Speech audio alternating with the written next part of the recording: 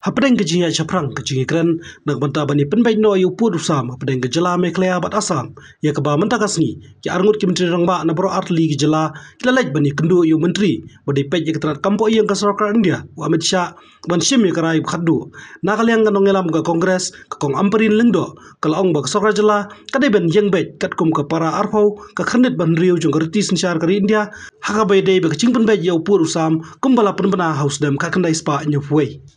We say we have faith in the system that has been placed before the people of the state of Meghalaya.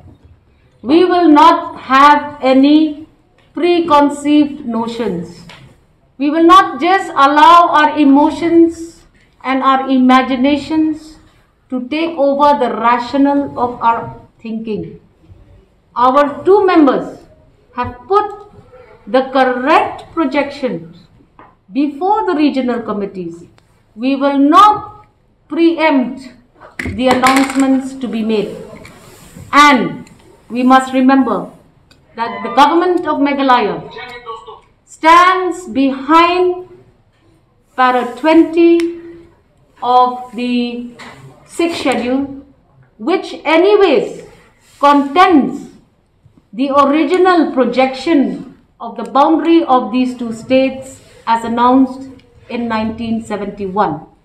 We have the backing of the para 20, which is an important document that will give the government of Meghalaya all necessary pressure and knowledge.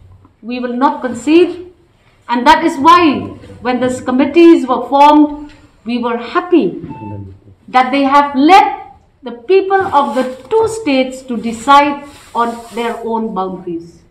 We stand by that.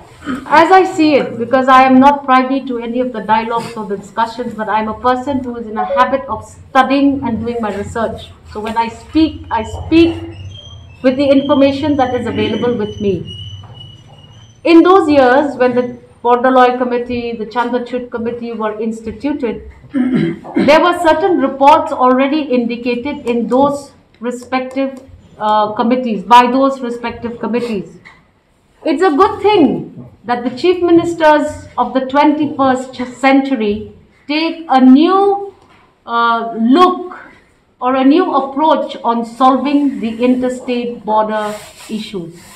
So I think that both Honorable Chief Minister Conrad Sangma and Honorable Chief Minister of Assam have done a good job by realizing that the institution of Government of India sponsored commissions may not be the correct approach to sort this problem out.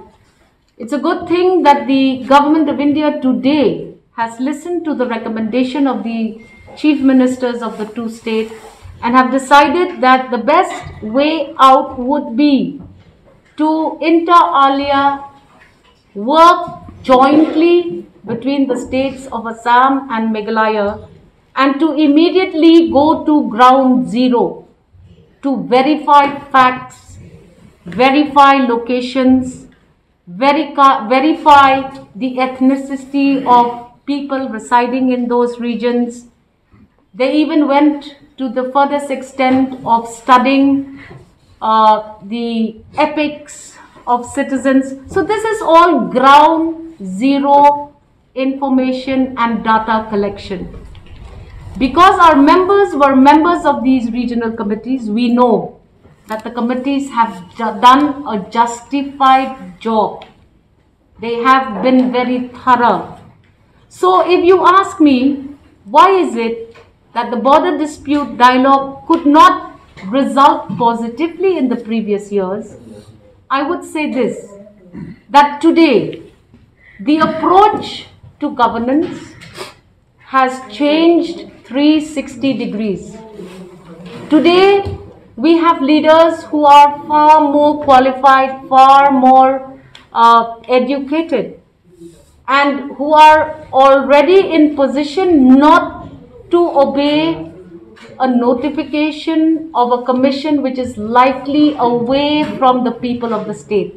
You will notice that today the regional committee is constituted by MDCs, MLAs. Now that in itself indicates that these are the correct people to evaluate.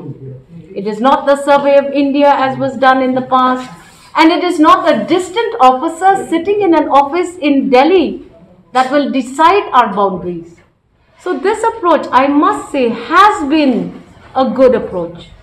We have to give it to the state government for coming up with this ingenuine idea. But we must also remember that in the former years, all information collected by those commissions have also been part of the study of the regional committees of this generation. So I believe that that would have been the best thing to do. And that was the best thing that could have been done. Now, question only remains, will these two chief ministers obey what recommendations were given by the regional committees? Because it has been kept silent, secret, we don't know. We know that we are also privy to the information of the regional committees.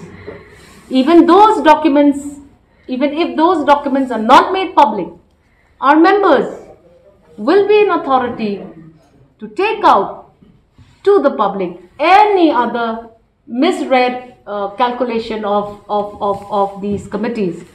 But we must have faith in the system that has been put in place, and I'm sure that if they go by the recommendations of the regional committees, the state of Meghalaya stands to gain in the long run. In the first phase of the boundary dialogue and the submissions to be made in the state to the government of India, it would have been ideal if public representatives, members of the district council and their respective heads would have been given an opportunity to review what is to be submitted to the government of India. It is a very tense moment for all of us because we have sat with our members who are members of these committee, and we have been given the assurance that the correct picture has been portrayed in their respective reports. We know that in West Khasi Hills and Ribhoi district, in the first phase, there is a strong probability that 9 out of 10 will be given to the state of Meghalaya as per the reports prepared by the committee. Unfortunately, we are not permitted to divulge any of this information, but as a party, because our members are members of the regional committee, we thought it fit to tell you today that we are confident that 9 out of 10 we will retain all of these villages in the state of Meghalaya, because that was the report that was gathered from these locations. We have interacted with members and citizens of those villages. Our MLAs, our MDCs have taken very keen interest to ensure that what is projected in this report should not be going against the state of Meghalaya. We are confident that at least in the first phase, we will and we should get all of those villages as per indicated by the regional committees. In the second phase, however, we have to again have Lumpy, which is left pending for phase 2. Now that is going to be a very sensitive situation for the state of Meghalaya. Unfortunately, we did not have anyone in the Jaintia Hills Regional Committee from the Congress Party. We are blank on information about that. But going from what our members have shared with us, we are confident that all of these locations should be retained within the boundaries of the state of Meghalaya. The boundary of the United Khasi Jaintia Hills District Council will be the erstwhile Khasi states. That is the very important stand in the Parakwenti. So during statehood 1972, before statehood, we come with a Northeast Reorganization Act 1971.